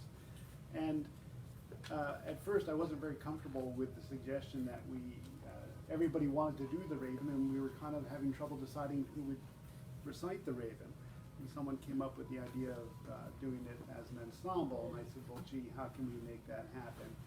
And with all their help and with all their talent, we made it happen. I thought it was done quite well, so thank you.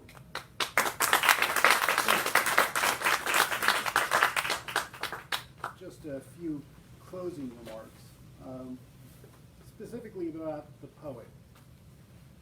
Edgar Allan Poe, just a man, incredibly talented man, an incredibly talented writer, an incredibly talented poet, very troubled. Should give us an indicator about how human we all are. The world is a broken place and we all come into it a little bit broken. There were several obituaries written upon his passing. His last few days are a bit of a mystery. One could just simply generalize that he fell into bad company and had fallen into the influence of alcohol or opium or some scheme that had gone awry. I received this from Lynn Humphrey. It was from a publication that did his obituary, and it was not quite flattering. The publication was called The Green Mountain Gem. But the last few words are something that I wish could be said of all of us, regardless of who we are or what we are, or whether we are artists or scientists or people who don't know. Few spoke kindly of the deceased as a man, and in this world did him an injustice, when not under the influence of one unfortunate propensity and he was not aware or astray. He was kind, generous, and true-hearted, and when under its influence, he recognized no ties and no obligations. As a writer, he will be long remembered, and I can assure you, as of tonight, he'll be remembered long after our small observation. Let us seek to forget his faults. We'll never injure our own character so as much as we injure those of others. I think that sums it up nicely for Edgar Allan Poe. I have been producing spoken word events now for about 5 years.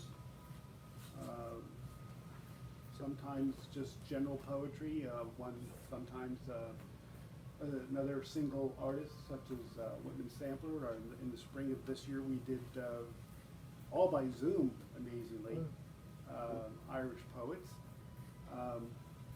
It has allowed me personally to meet some incredible people.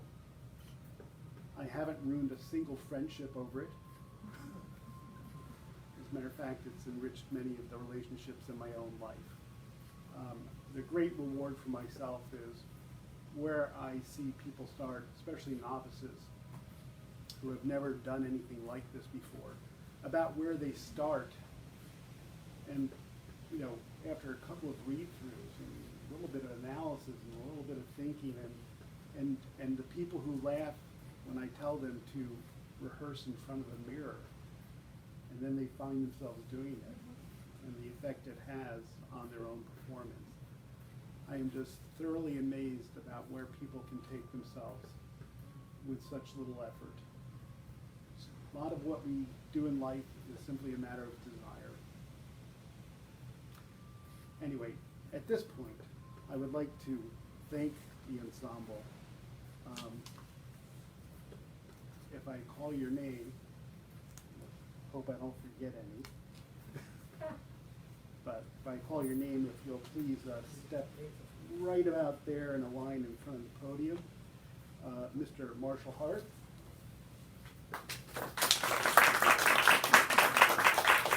Mr. Cadigan, I'll just ask if you'll just stay where you are. I don't want you to overdo yourself. Lynn Humphrey.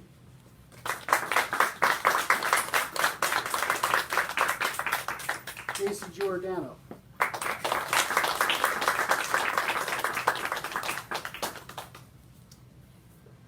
you know me, Robert Goodman. Thou you sweet.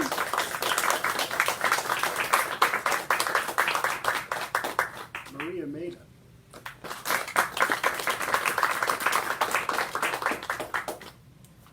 Tara Sullivan, co-conspirator and co-producer of this event.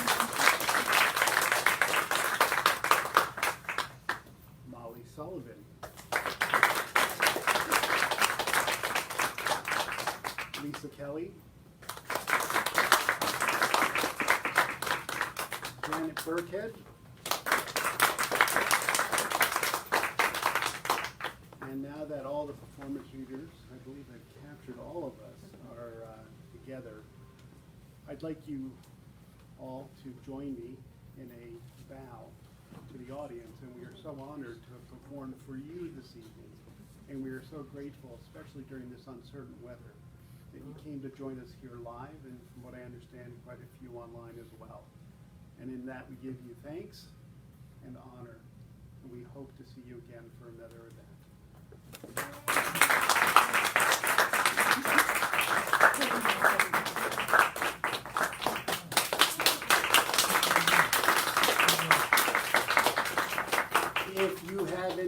If you have any questions of myself or the performance readers, we are available. We're just going to be doing some tidying up.